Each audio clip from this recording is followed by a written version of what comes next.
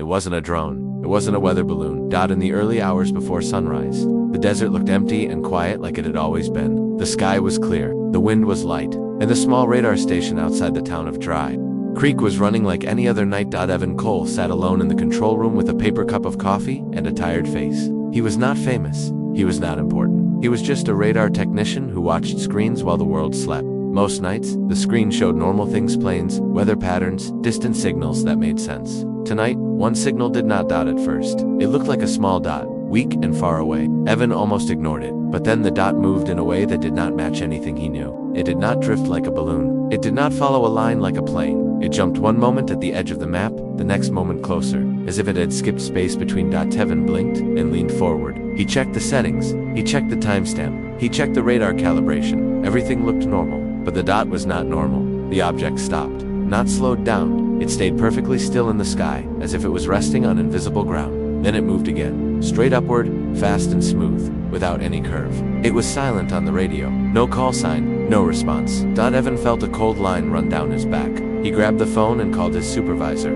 "Sir," he said, trying to sound calm, "I'm tracking something strange. It's not behaving like any aircraft." His supervisor, Ray Benton, sounded half asleep. "Is it a drone?" "No," Evan said. "A drone doesn't move like this. It's jumping." Ray sighed. "Check your system. Restart if you have to." "I already checked," Evan said. "It's still there." There was a pause on the line. "Okay," Ray said. "Now awake. I'm coming in." Evan watched the screen while he waited. The dot began to descend, slowly, like a leaf falling, but with perfect control. It did not spin. It did not drift. It simply lowered itself. The radar showed no heat trail, no wake, no signs of fuel or engines. In town, at the same time, a woman named Nora Hale woke up to her dog barking. Nora was a local reporter for the small newspaper, the Dry Creek Gazette. She mostly wrote about town meetings, missing pets, and road repairs. Her life was simple and usually quiet, but tonight, her dog would not stop barking. Nora stepped outside with a flashlight and looked toward the desert. Above the distant hills, she saw a faint glow, like a soft white light that did not flicker. It hovered low, far away, like a bright star that had come too close. Nora's first thought was a helicopter. Her second thought was that it was too quiet. The desert carried sound far, and yet there was nothing, no chop of blades, no engine roar. Only the wind, and her dog, and that strange steady light. She lifted her phone and recorded a short video. The glow did not move much, but it seemed to pulse very gently, like a slow breathing.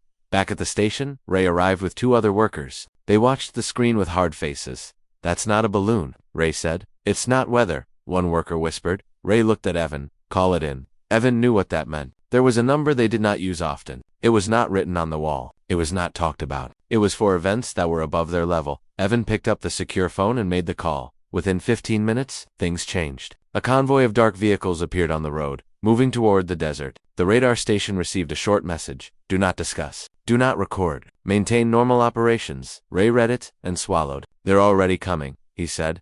Evan stared at the words. "Who are they?" Ray did not answer. He just turned away. Outside, Nora watched the glow for a long time. Then it dropped lower, behind the hills, and disappeared. The night returned to normal darkness. Her dog stopped barking, as if nothing had happened. But Nora did not feel calm. She felt like the desert had hidden something, like a secret had landed and the world had blinked at the wrong moment. The next morning, the town was full of small clues. A few people said they heard a low hum at night. Others said their power flickered. One older man claimed he saw a round thing above the hills. Most people laughed it off. In Dry Creek, people did not like strange stories. Strange stories brought trouble. Still, Nora went to the diner and asked questions. A truck driver told her he saw military vehicles going into the desert before dawn. Maybe a training drill, Nora said carefully. The truck driver shook his head. "Not like that. No markings. Too serious. They didn't even stop for coffee." Nora felt her curiosity grow into something sharper. She drove toward the hills, keeping her camera ready. But before she reached the dirt road, she saw a new sign. "Road closed. Government activity." Two men stood near the sign in plain clothes. They were not local. Their hair was too neat.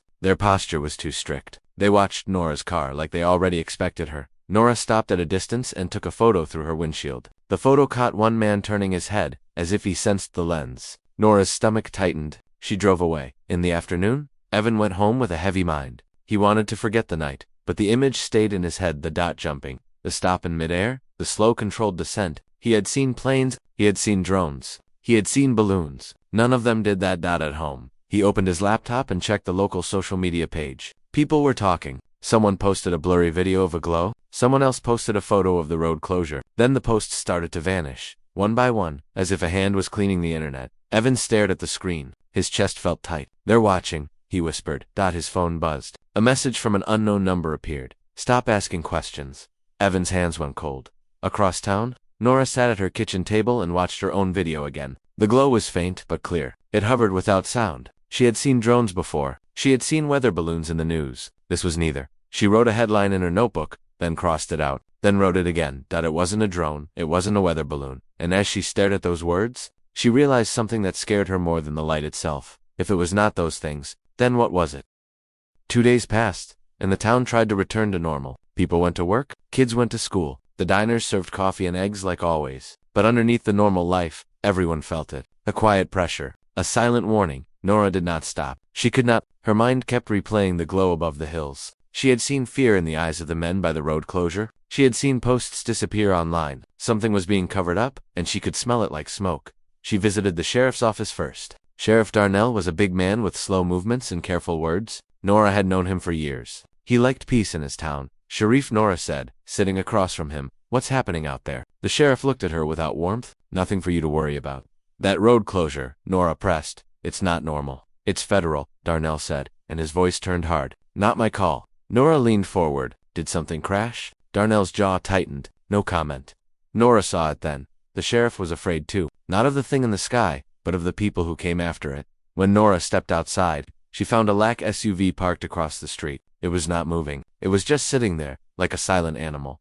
She walked to her car calmly. She did not look at the SUV. She did not run. But inside her chest, her heart beat fast. She had this strange feeling that her town was no longer hers. At the radar station, Evan was quieter than usual. Ray kept everyone busy with normal tasks. But the room felt different. More eyes, more tension. One new man stood in the corner, pretending to read a clipboard. He wore no uniform, but he carried himself like military. He listened more than he spoke. Evan tried to act normal, but he could not stop thinking about the message he received. Stop asking questions. He wanted to tell someone. He wanted to show Ray, but something told him not to. The warning felt personal, like the sender knew where he lived, where he worked, what he feared.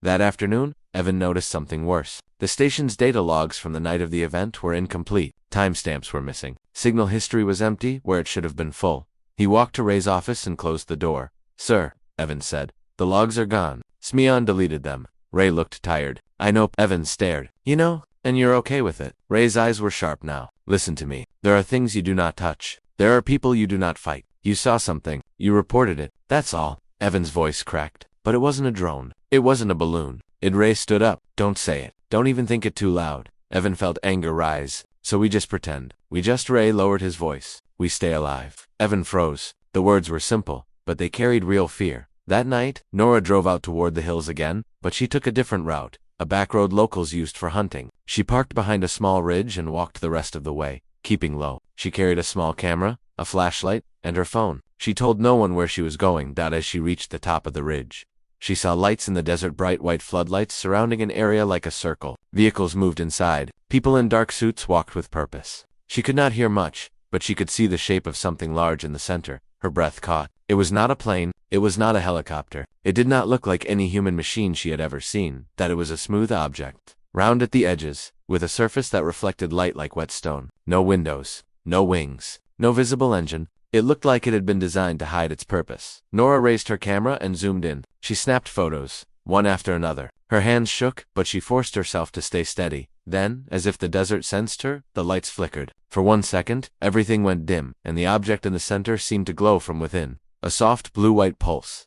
Nora felt the hairs on her arms rise. Her teeth buzzed slightly, like she was standing too close to a high-voltage wire. She stepped back, and her foot hit a loose rock. The rock rolled down the slope. A voice shouted in the distance. Flashlights swung toward her ridge. Nora ran. She did not scream. She did not look back. She ran through brush and sand, her lungs burning, her legs moving on pure fear. She heard footsteps behind her, fast and close. She reached her car and threw herself inside. She started the engine and drove without turning on the headlights at first, using the moonlight and memory of the road. Behind her, she saw beams of light searching. She made it back to town shaking, her hands still tight on the steering wheel. When she got home, she locked the door and backed up her photos on 2 different drives. She uploaded one blurred image to a hidden folder online. She did not trust anything now. Her phone buzzed. Unknown number. Delete it. Nora stared at the screen. Her mouth went dry. She typed back before she could stop herself. Who are you? A new message came instantly. You don't want to know. At the same time, Evan sat in his dark living room, watching the window. He felt watched too. He had not seen the object in person, but he had seen it on radar, and that was enough. He opened his laptop and searched for similar radar events.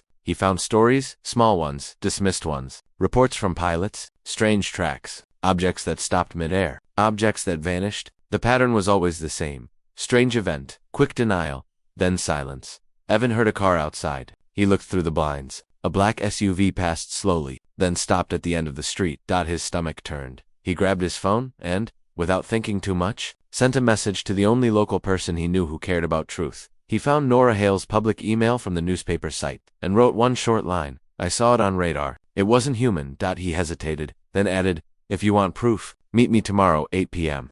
behind the old water tower. He sent it. Then he sat back and realized what he had done. He had stepped into the story, and now, the story was stepping toward him.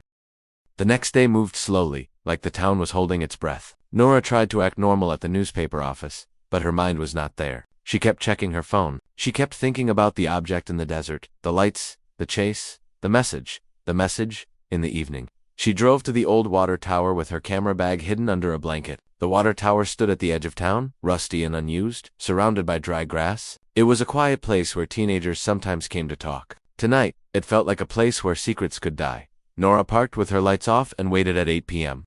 Evan arrived on foot from the shadows. He looked nervous, like someone who had not slept. Nora stepped out. Evan Cole, she asked softly. Evan nodded. You're Nora Hale. They stood a few feet apart, both watching the darkness. Nora spoke first. You said you saw it on radar. I did, Evan said, and the logs are gone now. Someone removed them, but I saved a small part before it disappeared. Nora's eyes sharpened. You have proof. Evan reached into his jacket and pulled out a tiny flash drive. It's not much, but it shows the movement, the stops, the jumps. Nora held her breath. Can I copy it? Evan hesitated. If you publish it, they'll come harder. They already came, Nora said, and her voice had anger in it. They chased me in the desert. Evan stared. You went out there. I saw it, Nora said. On the ground? Evan's face went pale. So it landed. Nora nodded, and it wasn't a drone. It wasn't a balloon. It wasn't even close. For a moment, they both stood in silence, feeling the weight of that truth. Then a sound came from behind them. A car door closing. Slow footsteps. Evan turned sharply. Nora's hand tightened on her camera bag. A man stepped into the weak light from the moon. He wore plain clothes, but he moved like someone trained. Another man appeared behind him, and another, 3 in total. The first man spoke. Nora Hale, Evan Cole. You've been busy. Nora's throat tightened. Who are you? You can call me Agent Mercer, the man said. And you're holding something that doesn't belong to you. Evan's hand slipped the flash drive deeper into his fist. It belongs to the truth. Mercer smiled without kindness. Truth is a word people use when they want trouble. Nora lifted her chin. What is it? Mercer's smile faded. You already know what it's not. Evan's voice shook. It didn't move like anything human. Mercer took a step closer. The object is classified. The event is classified. If you keep pushing, you will regret it. Nora's voice stayed steady. If it's so harmless, why erase logs? Why threaten people? Mercer's eyes were cold. Because panic spreads faster than facts. Nora felt a flash of courage. Or because the facts are too big to control. For a moment, Mercer said nothing. Then he held out his hand. Give me the drive. Evan swallowed. Nora watched him, hoping he would not fold. Evan surprised even himself. He stepped back and said, No. Mercer sighed, as if disappointed. The men behind him moved slightly, spreading out.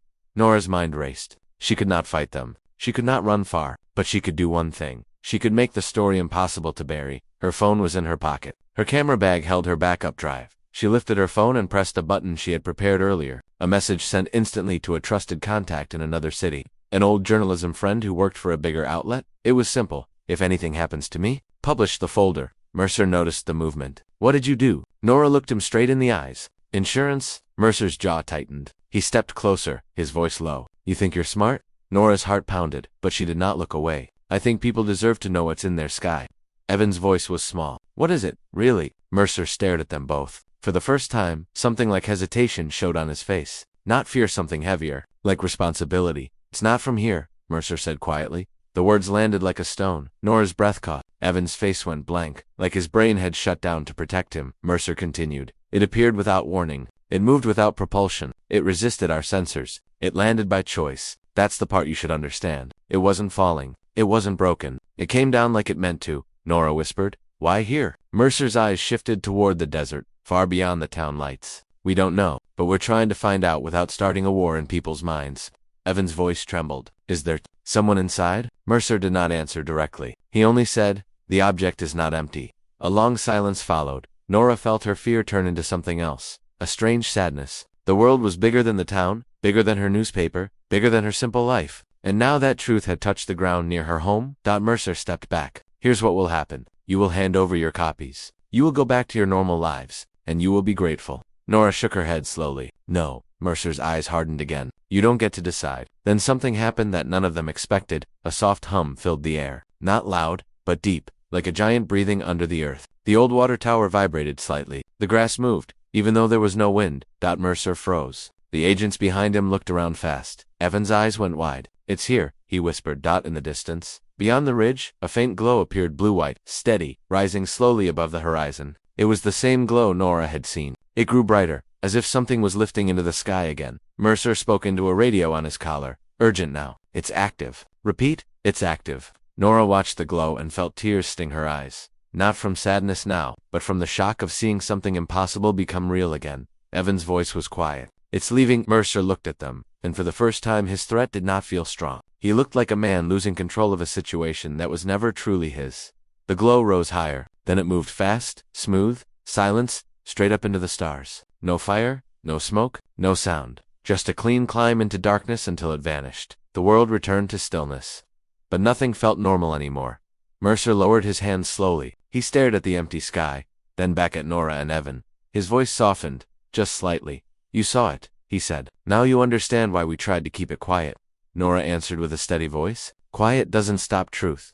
Mercer did not argue. He only said, be careful with what you release. Once the world hears it, it will never sleep the same again. Then he turned and walked away with his men, leaving Nora and Evan standing under the old tower, staring at the sky like it had changed forever. Nora looked at Evan.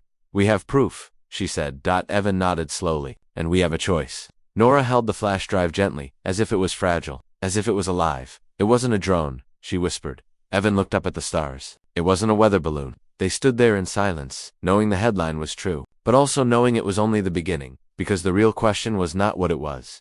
The real question was this. Why did it come back?